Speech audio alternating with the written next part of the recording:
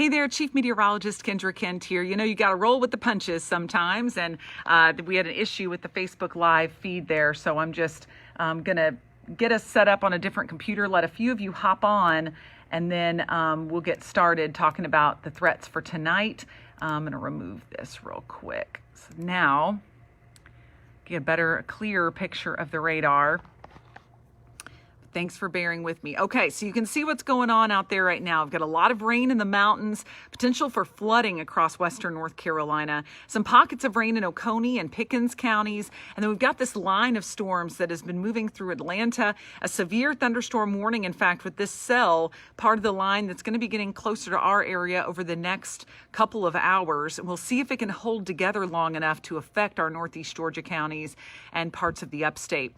So this is the initial round. The main threat for severe weather, though, is back along this line of storms. It's starting to really flare up in Mississippi and Alabama. In fact, a tornado warning south of Birmingham right now, near just south of Tuscaloosa, I believe, was the latest for that. Yeah, there it is.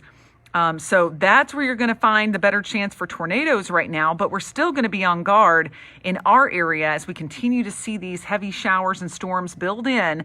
We'll have round one over the next few hours and then another round late tonight as that main line gets here. So let's do some tracking. We're looking at this one storm.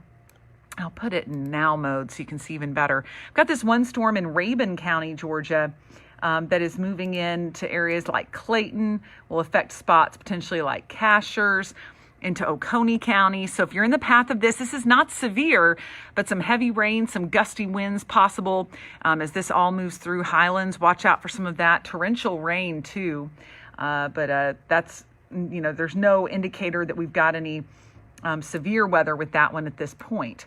But in the upstate, we're just seeing some rain in the Pickens County region, Oconee County, and then a good amount of rain in western North Carolina. I want to show you temperatures, and then we'll walk through future casts. But notice the difference in temperatures across the area.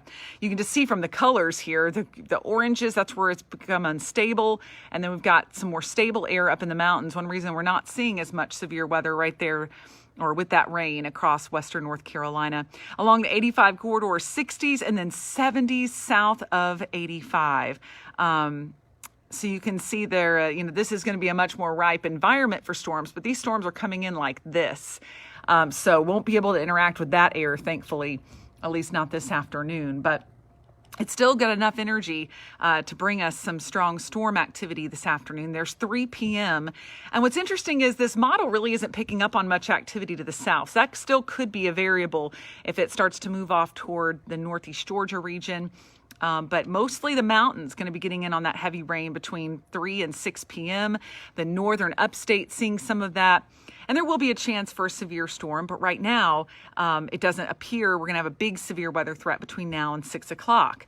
A lot of you asking about individual locations. Just know that the upstate right now, this afternoon, not going to see a bunch of widespread rain just yet, but later this afternoon we'll have a better chance for some storms. Somebody asking about what makes the air unstable. It's really when it warms up and we get a lot of humidity increase. That makes the air more conducive to thunderstorm activity. It rises easier, creates those thunderstorms.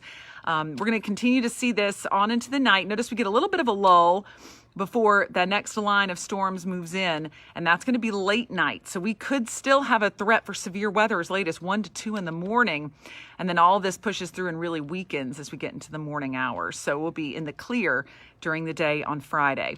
So here's the latest severe weather risk, and you can see how it is just highlighted bullseye right over Birmingham, over toward Jackson, Mississippi, Tuscaloosa included there, up to the southern part of or south of Nashville.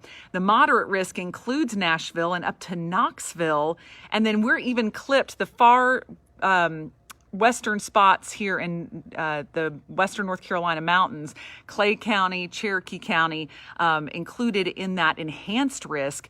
But we've got a small part of the upstate and the slight, but most of the upstate is included in a level 1 risk, which is the lowest, but certainly something we've got to watch closely.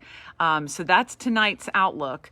But still, we could see a random shower or storm, as you're seeing BJ and 6 Mile right now, we could still see storms before that. And there's going to be a small threat for severe weather. Severe weather threat will shift to our south and east during the day on Thursday. So that's kind of an overview of what's going on. Let's go back to radar again, since it is pretty active. And I'll show you what we're watching. Again, somebody's saying it was storming in 6 Mile. We've got some cells there. Let's put our lightning tracker on. And you can see we've got plenty of strikes there from Rosman down towards Salem, up toward Table Rock, not much farther south than the North-South Carolina border. And that's really where the heaviest rain is going to be located. Farther north you live, the better your chance of rain over the next few hours. And then that main line will be coming in. But what will be interesting to see is how well this part of the line holds together. We'll have to watch this part for the potential for severe weather in northeast Georgia and the western upstate in the next few hours.